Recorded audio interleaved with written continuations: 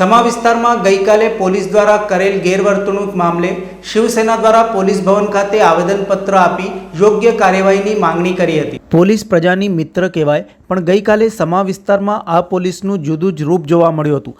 અસામાજિક તત્વો સામે ક્યારેય પોલીસ આટલી સતર્કતા સાથે કામ કરતી નથી, પણ સમા વિસ્તારમાં મનુષ્યની પ્રાથમિક જરૂરિયાત પાણી માટે રજૂઆત કરવા આવતી મહિલાઓ ઉપર સમા વિસ્તારમાં પોલીસે કરેલ કાર્યવાહીની સમગ્ર વડોદરા અને રાજ્યમાં ફિટકાર વરસાવાઈ રહી છે। લોકોએ સોશિયલ મીડિયામાં પણ રોષ ઠાલવ્યો હતો। સમગ્ર મામલે શિવસેના ગુજરાત રાજ્ય પ્રમુખ દીપકસિંહ ખરસીકરની આગેવાનીમાં પોલીસ ભવન ખાતે આજરોજ આવેદનપત્ર આપવામાં આવ્યું હતું। આવેદનપત્રમાં જણાવાયું હતું કે 15મી એપ્રિલે સમા વિસ્તારમાં આવેલ સોસાયટીના રહેવાસીઓને પડતી પાણીની તકલીફોને લીધે લોકો કોર્પોરેશનની ઓફિસ ઉપર આવેદનપત્ર આપવા માટે પગપાળા નીકળી શાંતિપૂર્વક વિરોધ નોંધાવવાના હતા, જે દરમિયાન પોલીસ દ્વારા ટીંગાટોળી કરી મહિલાઓ અને ત્યાંના ઉંમરલાયક સ્થાનિક લોકોની અટકાયત કરવામાં આવી હતી, જે ખૂબ જ દુઃખદ ઘટના છે। કોર્પોરેશન વેરો લે છે, વેરો ભરવામાં લેટ થાય તો દંડ પેટે રૂપિયા લેવામાં આવે છે। જો લોકો સુવિધાઓ માટે વેરો ભરતા હોય તો કોર્પોરેશનની ફરજ છે કે એમને સુવિધાઓ પૂરી પાડવામાં આવે, અને કોર્પોરેશન દ્વારા સુવિધાઓ ન પૂરી પાડવામાં આવે તો સ્થાનિક લોકો વિરોધ નોંધાવી શકે છે। આ લોકશાહી દેશ છે, જેથી પણ જે ઘટના બની એની તપાસ કરવી, જેમને પણ અટકાયત માટે પ્રેશર કર્યું હોય તેમની પણ કાયદેસરની કાર્યવાહી કરવામાં આવે, તેમજ સ્થાનિક પોલીસ અધિકારી વિરુદ્ધ ખાતાકીય તપાસ કરવામાં આવે તેવી શિવસેના દ્વારા માંગણી કરાઈ હતી। તમે જોઈ શકો છો, કાલે આપણે જે દ્રશ્ય જોયા, એક દ્રશ્ય સંસ્કારી નગરી વડોદરામાં શોભનીય ના કહેવાય। આજે લોકો વેરો ભરે છે, વેરાનું એમને વળતર મળવું જોઈએ, પાણી ચોખ્ખું ને પાણી વ્યવસ્થિત મળવું જોઈએ। એ જગ્યા પર પાણી મળવાની તો દૂરની વાત, પર પાણી માટે જ્યારે એ લોકો બિચારા આંદોલન કરે છે, કોઈ રજૂઆત કરવા જાય છે, પણ મૂંગા એવું નહીં કે કોઈ જાતનું કોઈ એમને સૂત્રો ઉચ્ચાર કર્યો હોય એવું કંઈ આપણે જોવામાં આવ્યું નથી।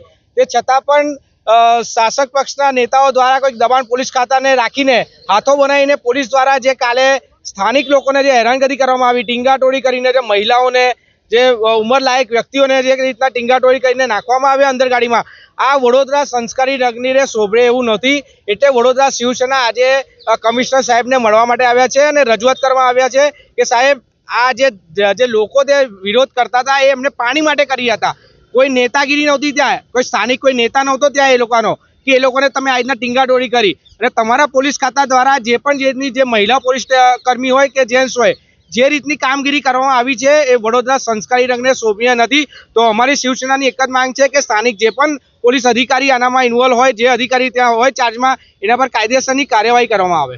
આજે શિવસેના વડોદરા શહેર તરફથી માન્ય કમિશનર સાહેબને અમે એક રજૂઆત અને અમારું આવેદન આપવા આવ્યા છે કે ગઈકાલે જે પ્રકારે સમા વિસ્તારની અંદર પાણીની બાબતે પોલીસે જે સ્થાનિક લોકો સાથે રીઢા ગુનેગાર જેવું વર્તન કર્યું એ બિલકુલ વ્યાજબી નથી। વડોદરાની જનતા પોતે જે ટેક્સ ભરે છે એની સામે માત્ર ને માત્ર એમની પ્રાથમિક સુવિધાઓની માંગ કરી રહી હતી। એમણે કોઈ પણ પ્રકારનું વાયોલન્સ નથી કર્યું, નથી કોઈ પ્રકારનું એમણે કોઈ ઘર્ષણ કર્યું। શાંતિપૂર્ણ ગાંધી ચિંધ્યા માર્ગે જે આંદોલન ચાલતું હતું તો પોલીસને એવું તો કયું પ્રેશર આવ્યું કે એના કારણે પોલીસે મહિલાઓ અને ઉંમરલાયક વ્યક્તિઓ સાથે આ પ્રમાણેનું વર્તન કરવું પડ્યું। એ કોઈ બુટલેગરો નથી કે નથી કોઈ મોટા 2 નંબરના ધંધા કરનારા। પોતાના પાણીની પ્રાથમિક સુવિધાઓના માટેનો અવાજ ઉઠાવવો એ કોઈ ગુનો નથી। કાલે પોલીસના અધિકારી શ્રી દ્વારા એવું કહેવામાં આવ્યું કે થાળી વગાડીને રોડ પર આવવાની તૈયારી હતી। તો મારો સ્પષ્ટ પ્રશ્ન એવો છે પોલીસ પ્રશાસનને કે જ્યારે કોરોના હતો ત્યારે પણ થાળી વાડકી બધું વાગ્યું હતું, ત્યારે શું હતું? નિયમ નહોતો? જો રહી વાત રોડ પર આવવાની, તો પોતાની પ્રાથમિક જરૂરિયાત માટે જો કોઈ વ્યક્તિ રોડ પર આવતું હોય તો એ કોઈ ગુનેગાર નથી હોતો। થોડા દિવસો પહેલાં આપણે જોયું છે, અવારનવાર ફતેપુરામાં પણ રોડ ઉપર લોકો આવ્યા હતા, ત્યારે પોલીસ પ્રશાસન અને એમના કાયદા ક્યાં ગયા હતા? માટે અમને સ્પષ્ટ લાગે છે કે જે પ્રમાણે પોલીસે જે વર્તન કર્યું છે એમની ઉપર 100% કોઈ રાજકીય દબાણ હશે, કેમ કે ત્યાંથી જ પૂર્વ MP પણ છે અને ત્યાંથી હમણાં જે રેગ્યુલર હમણાંના જે સાંસદ છે એ પણ ત્યાંના છે।